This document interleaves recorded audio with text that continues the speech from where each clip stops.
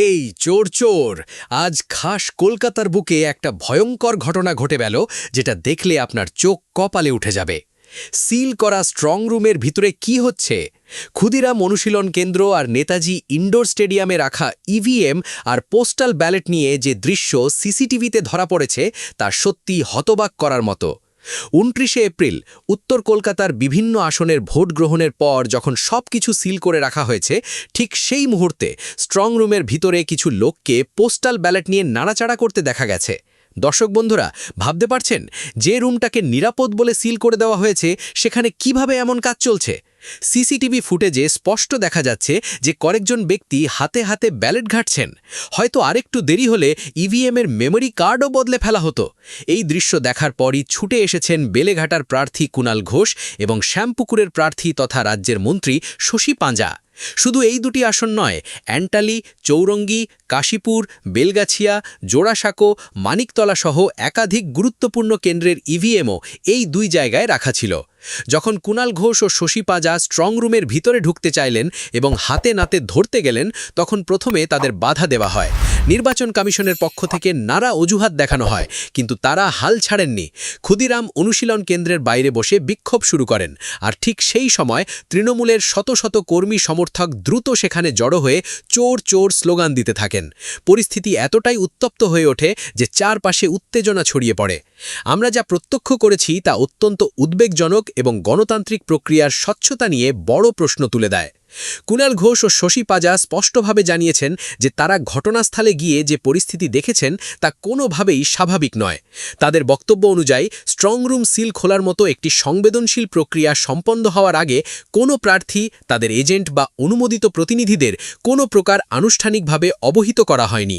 অথচ বাস্তবে দেখা গেছে যে সেই সিল করা ঘরের ভিতরে ইতিমধ্যেই কাজ চলছিল, যা স্বাভাবিক নিয়মের পরিপন্থী। সবচেয়ে বিস্ময়কর বিষয় হল, সিসিটিভি ফুটেজে পরিষ্কারভাবে দেখা যাচ্ছে যে স্ট্রং রুমের ভিতরে কয়েকজন ব্যক্তি ব্যালট পেপার নিয়ে নাড়াচাড়া করছেন। এটি শুধু নিয়ম ভঙ্গ নয়, বরং পুরো নির্বাচনী প্রক্রিয়ার নিরপেক্ষতা নিয়ে গুরুতর সন্দেহ সৃষ্টি করে। আরও আশ্চর্যের বিষয়, ওই সময় কেন্দ্রীয় বাহিনীর জওয়ানরাও সেখানে উপস্থিত ছিলেন। তাহলে প্রশ্ন উঠছে, তাদের উপস্থিতিতেই কিভাবে এমন একটি ঘটনা ঘটতে পারে? তারা কি পুরো বিষয়টি নজরে রাখছিলেন না, নাকি তাদের জানানো হয়নি? প্রথমে প্রশাসনের পক্ষ থেকে জানানো হয়েছিল যে কেউ স্ট্রং রুমে প্রবেশ করেনি, কিন্তু পরে প্রমাণ সামনে আসতেই সেই বক্তব্যের সঙ্গে বাস্তবতার কোনো মিল পাওয়া যায়নি।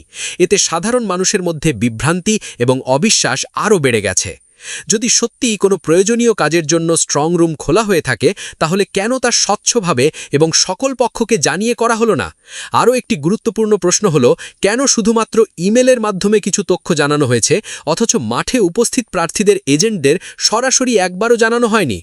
নির্বাচনী প্রক্রিয়ায় প্রত্যেকটি ধাপের ক্ষেত্রে স্বচ্ছতা বজায় রাখা অত্যন্ত জরুরি, কিন্তু এখানে যে ধরনের অসামঞ্জস্য এবং গোপনীয়তা দেখা গেছে তা অত্যন্ত উদ্বেগজনক। সব মিলিয়ে এই ঘটনার পূর্ণাঙ্গ এবং নিরপেক্ষ তদন্ত হওয়া অত্যন্ত জরুরি, যাতে সত্য সামনে আসে এবং ভবিষ্যতে এমন ঘটনার পুনরাবৃত্তি না হয়। গণতন্ত্রের মূল ভিত্তি হল মানুষের বিশ্বাস, আর সেই বিশ্বাস অটুট রাখতে প্রশাসনের দায়িত্ব আরও বেশি সতর্ক এবং স্বচ্ছ হওয়া। এই ঘটনায় যে প্রশ্নগুলো উঠছে তা শুধু একটি নির্দিষ্ট ঘটনার সীমার মধ্যে আটকে নেই। এগুলো বৃহত্তরভাবে গণতান্ত্রিক প্রক্রিয়ার স্বচ্ছতা, বিশ্বাসযোগ্যতা এবং জবাবদিহিতার সঙ্গে সরাসরি সম্পর্কিত। যখন একটি স্ট্রং রুম, যেখানে পোস্টাল ব্যালটের মতো সংবেদনশীল ভোট সংরক্ষিত থাকে, সেটি খোলার সময় অন্য প্রার্থীর বা তাদের প্রতিনিধিদের জানানো হয় না, তখন স্বাভাবিকভাবেই সন্দেহের উদ্রেক হয়। কারণ নির্বাচন প্রক্রিয়ায় প্রতিটি ধাপে সব পক্ষের উপস্থিতি এবং নজরদারি নিশ্চিত করা অত্যন্ত জরুরি। অভিযোগ উঠছে যে শুধুমাত্র এক পক্ষকে সুবিধা দেওয়া হচ্ছে। এই ধরনের অভিযোগ যদি সত্যি হয় তবে তা নির্বাচনের নিরপেক্ষতা নিয়ে বড় প্রশ্ন তোলে। গণতন্ত্রের মূল ভিত্তি হল সকল প্রার্থীর জন্য সমান সুযোগ এবং নিরপেক্ষ আচরণ। তাই কোনো পক্ষকে বিশেষ সুবিধা দেওয়া হয়েছে কিনা তা নিরপেক্ষভাবে খতিয়ে দেখা প্রয়োজন। আরও একটি গুরুত্বপূর্ণ বিষয় হল সিসিটিভি ক্যামেরার অভাব। স্ট্রং রুমের মতো গুরুত্বপূর্ণ জায়গায় শুরু থেকে সিসিটিভি না থাকা নিরাপত্তা ব্যবস্থার বড় ত্রুটি হিসাবে দেখা হচ্ছে। পরে অতিরিক্ত সিসিটিভি বসানোর জন্য সিদ্ধান্ত নেওয়া হলেও এর আগে যা ঘটেছে তা নিয়ে সংশয় থেকে যাচ্ছে। কারণ একবার যদি নিরাপত্তার ফাঁক থেকে যায় তাহলে পরবর্তী পদক্ষেপ দিয়ে সেই ঘাটতি পুরোপুরি পূরণ করা কঠিন। সিল ভেঙে ভিতরে কি করা হচ্ছিল সেটাও এখন বড় প্রশ্ন। সিল একটি নিরাপত্তার প্রতীক। এটি ভাঙা মানে ভেতরের উপকরণের অখণ্ডতা নিয়ে সন্দেহ তৈরি হওয়া। সেই সময় ঠিক কী কাজ করা হচ্ছিল, কারা উপস্থিত ছিলেন এবং তা কতটা নিয়ম মেনে করা হয়েছে, এই সব কিছুর স্বচ্ছ ব্যাখ্যা প্রয়োজন। সবচেয়ে গুরুত্বপূর্ণ প্রশ্ন হল ভেতরে থাকা ব্যালটগুলো আসল কিনা বা সেগুলো অন্য কোথাও থেকে আনা কিনা। এই ধরনের সন্দেহ যদি দূর না করা যায় তাহলে পুরো নির্বাচন প্রক্রিয়ার উপর মানুষের আস্থা নষ্ট হতে পারে। তাই প্রয়োজন একটি নিরপেক্ষ এবং স্বচ্ছ তদন্ত, যেখানে সব তথ্য প্রকাশ্যে আনা হবে এবং দায়ীদের বিরুদ্ধে যথাযথ ব্যবস্থা নেওয়া হবে। এই সমস্ত প্রশ্নের স্পষ্ট ও বিশ্বাসযোগ্য উত্তর না পাওয়া পর্যন্ত বিতর্ক থামবে না। গণতান্ত্রিক ব্যবস্থার প্রতি মানুষের আস্থা বজায় রাখতে হলে সংশ্লিষ্ট কর্তৃপক্ষকে দ্রুত, নিরপেক্ষ এবং স্বচ্ছ পদক্ষেপ গ্রহণ করতেই হবে। দর্শক বন্ধুরা, এই ঘটনা শুধু একটা সাধারণ অভিযোগ নয়, এটি আমাদের গণতন্ত্রের মৌলিক ভিত্তির উপর সরাসরি আঘাত হানার মতো একটি গুরুতর বিষয়, যা উপেক্ষা করার মতো নয়। যখন জনগণের মূল্যবান ভোটাধিকার, যা একটি দেশের গণতান্ত্রিক ব্যবস্থার সবচেয়ে শক্তিশালী অস্ত্র, তাকে অবহেলা করে বা বিকৃত করার চেষ্টা করা হয়, তখন তা শুধু একটি নির্দিষ্ট নির্বাচনের ফলাফলকেই প্রশ্নবিদ্ধ করে না, বরং পুরো ব্যবস্থার উপর মানুষের বিশ্বাসকে নড়িয়ে দেয়। ক্ষমতা দখলের জন্য যদি কেউ নিয়ম, কানুন, আইন এবং নৈতিকতার সীমা অতিক্রম করে নানা ধরনের কৌশল অবলম্বন করে, তাহলে সেটি সত্যিই গভীর উদ্বেগের কারণ হয়ে দাঁড়ায় এবং ভবিষ্যতের জন্য এক ভয়ঙ্কর দৃষ্টান্ত তৈরি করে। ইতিমধ্যেই যে সিসিটিভি ফুটেজ সামনে এসেছে তা এমন কিছু দৃশ্য তুলে ধরছে যা সহজে উপেক্ষা করা সম্ভব নয়। সেখানে দেখা যাচ্ছে হাতে হাতে ব্যালট ঘুরছে, সিল করা রুমের ভিতরে অজানা ব্যক্তিদের অবাধ যাতায়াত এবং এমন কিছু কার্যকলাপ যা পুরো প্রক্রিয়ার স্বচ্ছতা নিয়ে বড় ধরনের প্রশ্ন তৈরি করছে।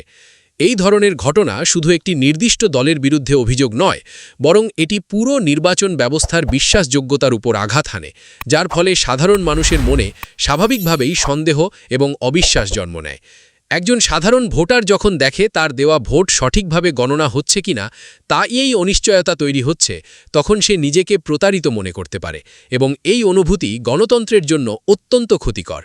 এই পরিস্থিতিতে প্রয়োজন স্বচ্ছ তদন্ত, নিরপেক্ষ বিচার এবং দায়ীদের বিরুদ্ধে কঠোর ব্যবস্থা গ্রহণ, যাতে ভবিষ্যতে এমন ঘটনা আর না ঘটে এবং জনগণের আস্থা পুনরুদ্ধার করা সম্ভব হয়। কারণ গণতন্ত্র তখনই শক্তিশালী হয় যখন জনগণের মতামতকে সম্মান করা হয় এবং প্রতিটি ভোটের মর্যাদা সঠিকভাবে রক্ষা করা হয়। আমরা চাই স্বচ্ছ নির্বাচন প্রক্রিয়া। আমরা চাই যাতে প্রতিটি ভোটের মর্যাদা রক্ষা হয়। কোনো রাজনৈতিক দল যেন ভোটের ফলাফল নিয়ে ছিনিমিনি খেলতে না পারে। নির্বাচন কমিশনের উচিত এই ঘটনার পূর্ণ তদন্ত করে সত্য উদ্ঘাট করা এবং দোষীদের বিরুদ্ধে কঠোর ব্যবস্থা নেওয়া। যদি সত্যিই কোনো অনিয়ম হয়ে থাকে তাহলে তা প্রকাশ্যে আনা উচিত, যাতে জনগণের আস্থা ফিরে আসে। আপনারা নিজের চোখে সিসিটিভি ফুটেজ দেখেছেন, নিজের কানে প্রার্থীদের বক্তব্য শুনেছেন। এখন আপনাদের মতামত খুবই গুরুত্বপূর্ণ। কমেন্ট বক্সে জানান আপনি এই ঘটনা নিয়ে কি ভাবছেন।